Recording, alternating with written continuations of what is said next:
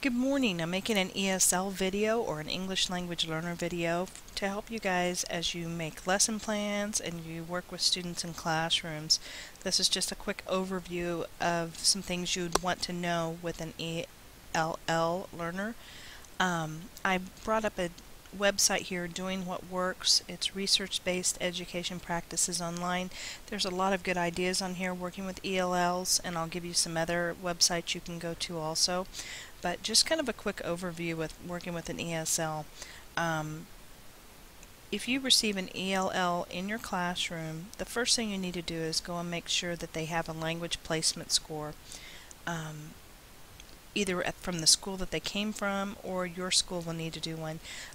They will give the IPT or the LOS testing, or in Kansas the KELPA P testing. If they don't have a placement score, you can give those tests, score them right then, and have a placement score.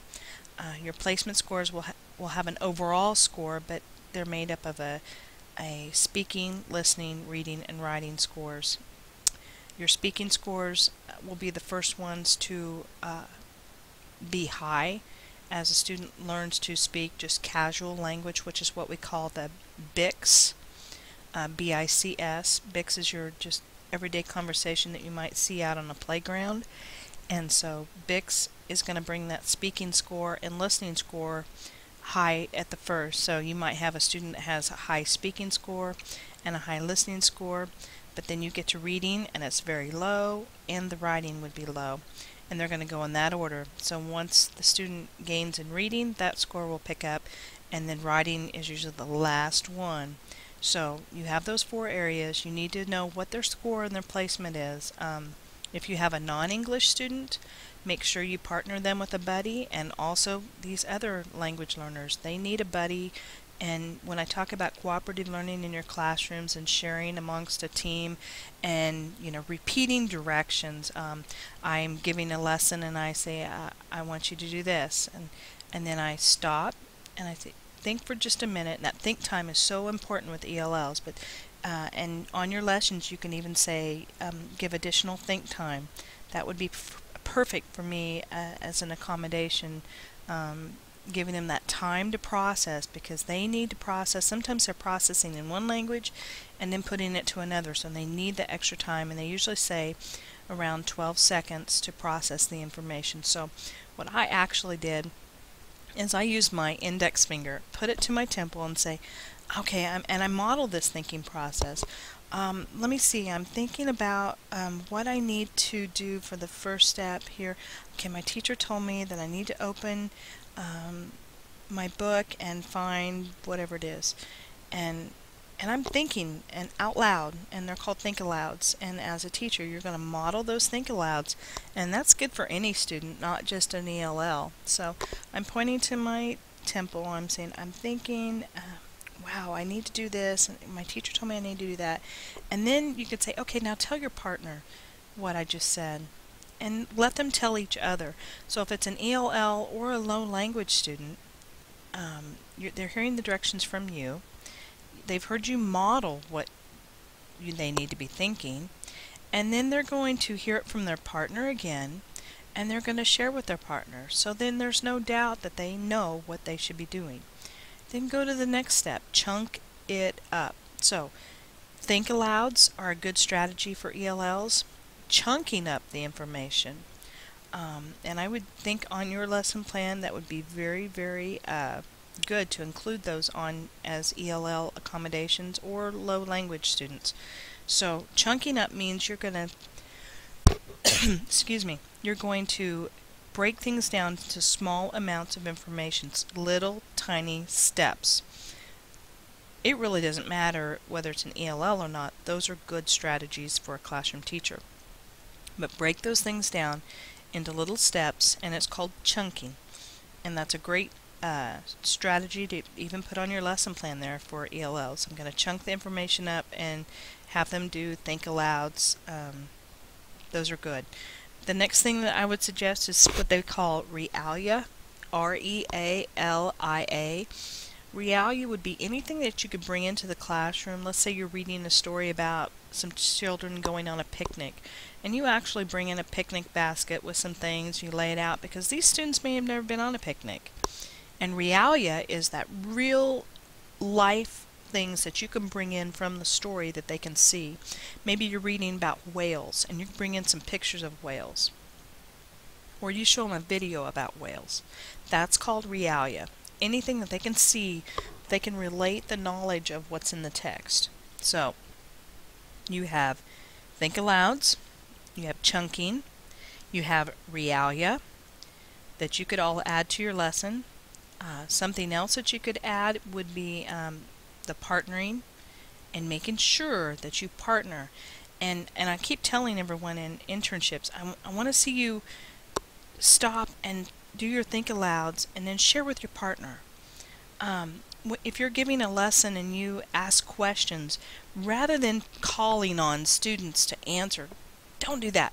Bring your student engagement up and have partners telling partners the answer. You don't have to have one person stating the answer in the class. You can have them stating the answers to each other. Then you've brought your student engagement from one student, for sure, because you aren't guaranteed that the others are even listening, but you brought your student engagement from one up to all of them when they all are partnering with each other. So I would highly encourage the partnering and sharing with each other. So partnering would also be something you could add to your strategies. Journaling. Let them journal with each other, even writing things together and sharing. That would be a great strategy. If I'm journaling about what we did today in science, maybe I'm with my partner journaling and I dictate to my partner what we did. And then I read that, or we share it. And maybe I have the verbal that I'm going to share, but my partner did the writing. I'm seeing the writing, I'm gaining from that, so it's also helping strengthen my writing. Good strategies. Thinking of some other things, anytime you can put a hands-on activity in front of them, it's great. If you're in reading class, partner read. Don't have them round robin read. I know in internships and in your classrooms you sometimes don't have a choice. Maybe that's how a teacher does it in their classroom. But I would never put students in round robin reading where one of them is reading a paragraph and another one reads a paragraph. That brings what we call the affective filter, which I think of it like a shower curtain all the way around the student. And that affective filter comes up. And when that affective filter comes up, it's like a wall around those students, whether it be an ELL student or even just a low language student, maybe a low SES student. A lot of the same characteristics. That affective filter comes up when they get stressed and anxiety, and the learning shuts down. So, bring that affective filter down. Put them shoulder to shoulder. Let them read together. Alternating paragraphs, or one reads a page and the other reads a page. When they do that, I read a paragraph, maybe my partner retells what I read. Then I know they're both engaged. I'm walking around monitoring my classroom. Less teacher talk, more student talk. ELLs need the same thing. You've got to give them the strength in the classroom of discussion, because the power is in their discussion. I can't stress that enough. Dr. Slavin, Dr. Madden, that's one of their main philosophies, is that the power is in their discussion. So if you can have those ELLs discussing with their partners, maybe reading to their partners, and having to retell, they're still in a discussion mode there with their partner. And that is so much stronger than having one student read a paragraph. I share this story with my students, and I remember in 3rd grade myself, my teacher called me to read a paragraph, and it had the word island in it, and I read it as island. I will never forget the humiliation that I had for saying island.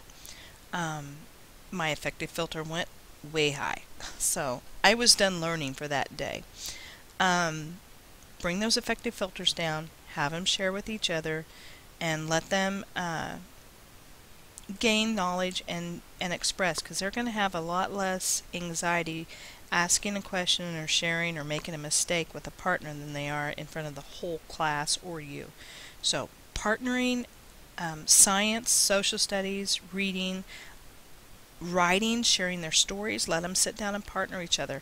Face one way, face one the other, shoulder to shoulder, taking turns. Their mouth is closest to their partner's ear. They can't kick, they can't grab, they're just shoulder to shoulder, and that's a great strategy for them. That's a great one for an ELL to share in a real low anxiety environment, and they'll share, be a lot more likely to share. You may get a student that's in what they call the silent stage. That silent stage can last for about even up to 2 years, 2 months, 2 years, anywhere in there. But they're not going to talk a lot, so you're going to have to pull in a lot of those sharing times with their partners, or else they're just not going to speak. And they'll work out of that, so don't think that they're not hearing you, or they're not smart, or they're not catching anything. That's not true. It's very normal. It's called the silent period, and they may not say a whole lot, but they will say it to their partners. So give them that low effective filter time and let them speak with their partners. Some other things that you can do in your class: put them in projects. Let them experience those things. Graphic organizers are good. A way to organize their thoughts. Maybe a personal dictionary for vocabulary, because vocabulary is one of the biggest things. If you were teaching a lesson, I would want to know the vocabulary and maybe present the vocabulary to the ESL student before the lesson. So they've been introduced to the vocabulary before you teach the lesson. So that would be another strategy that you could include into your lesson plans. And I'm just thinking of some things off my head here. Doing What Works is a really good website here. You can go in and look at the some other things: data-driven improvement, turning around low-performing schools, RTI for primary reading, RTI for middle math, and using student achievement data to support your instructional decision-making, just like I gave you those assessment forms the other day on the recording that I did. This is going to support the same thing. And using data under ARRA, which is going to be your stimulus money here. The next one: quality teachings, how to organize yourself. Literacy, you can find a lot of things here on preschool language literacy, literacy in English, and this I would really stress that you check out this here for this spot for English language learners. Adolescent literacy, RTI. It gives you some math and science things, comprehensive support. There's also some ideas for behavior problems and reducing those in your classrooms, and then early childhood. But you can kind of explore the website here. A lot of things to do with ELLs, and you can check that out. There are some other ESL websites. I can give you some of those if you'd like that. All you need to do is just maybe email me and I can send those to you. But when you fill out your lesson plans, start including some of these other things into your lesson plans. Remember the things that you can do: the chunking, the partner sharing, the realia, personal dictionary, present the vocabulary ahead of time. All of those things are really good, and I would highly encourage you to add some different things. Don't just put in your lesson plan that you're going to give them a dictionary and have them look up the vocabulary. Number one, while they're looking up something in a dictionary, they're missing out on the lesson in your classroom. You need to present those vocabulary to them in maybe even like a flip chart, have them make something, and introduce it before the lesson even starts. So they've had that introduction long before the lesson itself. So just some ideas. I wanted to share that and help you with some ELL things, and you can kind of put this in your library. But if you have questions about ELLs, don't hesitate to ask. But let's see some variety in the lesson plans other than just dictionaries or going to read it to them in their own language. if you were in Wichita, there's some classrooms that have 25 different languages. There's no way you can get that done. So these are some strategies that you could implement and use for your ELLs. All right, thank you. Have a great day.